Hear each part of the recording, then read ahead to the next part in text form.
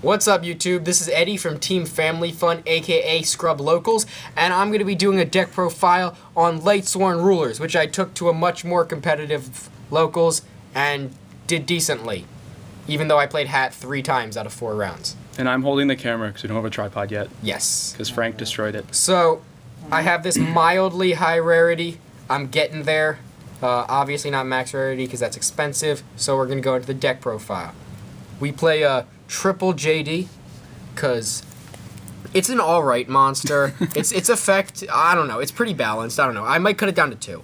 I actually won't. It's great. I love it. I'm considering taking the boss monster count up a little bit because I only run 1 Diablos, but I like it kind of at 1 Diablos just because they do get clocky. So there's that. And then for the other 7, I play Gores because it is a battle stopper, and while we do play a bunch of battle stoppers in this deck, why not have more? Plus it facilitates rank 7 plays. And then for the actual Lightsworns, we only play 6 names because you get them into graveyard so quickly that you don't really need 7. So the triple Lumina in the beautiful Ultra, triple Raiden, because Raiden's the reason anybody plays this deck, 2 Lila, and then for the one-ofs, Jane, Garoth, and Minerva, I don't play Erin because I think she's terrible in of herself. She puts in work against hands and Yugioh, but you shouldn't really have that problem anyway because you can just Diablos or JD. And then for my 2 rulers, Blaster and Redox, because I do play Earths, and he's great with Maxi in the side, as well as the fact that he gets around Crimson Blader, which is bad for this deck. And then Blaster, obviously, because he's the best Dragon Ruler. Alright, and then the OG Triple Wyvern from SDDC, because Gold's stupid. And then for extra miscellaneous Millers, it's the Card Trooper for random stuff, Mathematician for getting the one you need engrave, 2 Kura Bandit, because it's great and you're crazy if you don't run it, and it'll probably get Solar Recharge most times, or Needlebug Nest, or anything good. And then the triple Necro Gardener, because Rainbow Karibo isn't even good, and this card is significantly better. And because Rainbow Karibo only stops direct attacks pretty much when it's in the grave, and you end up milling it more times than not. And Necro Gardener isn't really dead in hand very often, because you can just use anything to get rid of it. Then 1 Foolish, because it's selective milling. The triple Recharge, which I need a gold one of, because it's the 2nd best card. That's a spell. And then the 1 Charge, which I also need a rarity upgrade for. And then the 1 Book of Moon. Then for traps, we play the 1 Wing Blast. I only play 2 Nest because I need to get a 3rd one. I'd probably just replace either the Card Trooper or the Mathematician with it, so that's not a big issue. And then the best card in the deck, Triple Threatening Roar. This thing's a boss. It puts in so much work. It protects your monsters, and having 7 stoppers for battle is pretty good, and you end up just protecting all your stuff all the time. So that's the main deck. It's 40 cards. Then we'll go into the extra deck.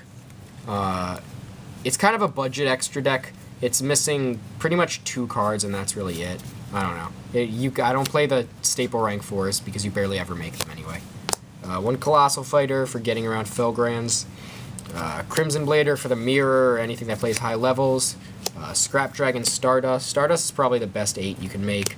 I barely ever make Scrap Dragon. I think I made it once on DN. 2 Michael. I actually think 2 is necessary because there's times where the 2nd one will actually win you the game. 1 Black Rose because it's pretty broken. You just nuke the field, and then if it doesn't work, you do something else that'll nuke the field. So if your JD nuke doesn't work, you just nuke. Or actually, I do this before the JD nuke to kind of bait out Fiendishes and Blackhorns. And then 1 Heliopolis instead of Felgrand. I think even if I had a Felgrand, I would run the Heliopolis anyway, just because if they Fiendish Chain your JDs and they can't go through, or you're going to mill out for game, you can just summon this in defense position and pop pretty much everything on the field, and it puts in awesome work. Master of Blades, because I don't have a Draco Sack, and Master of Blades is still a pretty good card, and you're really only making 7s to clear your field. And he's shiny. He's shiny too. But you make rank 7s to give you more space to drop even more broken cards, and just so that they don't bounce to hand. And Master of Blaze is still decent. And then Big Eye, which you make way more than any of the other ones, just to steal shit. Because it's OP. It's also great in the mirror. You can steal Luminas and then just get more stuff. Marrowgeist, because I don't have a Dweller. And this is also just a good card in general. It's good for getting over hands and armors, even though they still get the flip effect, but pretty much just hands. And you also, it's more selective than Dweller, because if you're not sure if it's a hand or not, you can't use Dweller in the damage step. It's also beefier. Yeah. And it's better just to like summon as a monster, because I don't run any waters, so there's no reason for Dweller in terms of like beatdown. Then Direwolf for popping, Black Ship for just getting rid of stuff that you can't explode, Rhapsody and Berserk because this actually has some really cool combos in the deck, because it clears out space in your field, and it lets you get Wyverns into grave really easily, and it lets you burn both resources without actually having to without any prerequisites. And then just Levier because it can get you back Wyverns to reuse, which is kind of cool.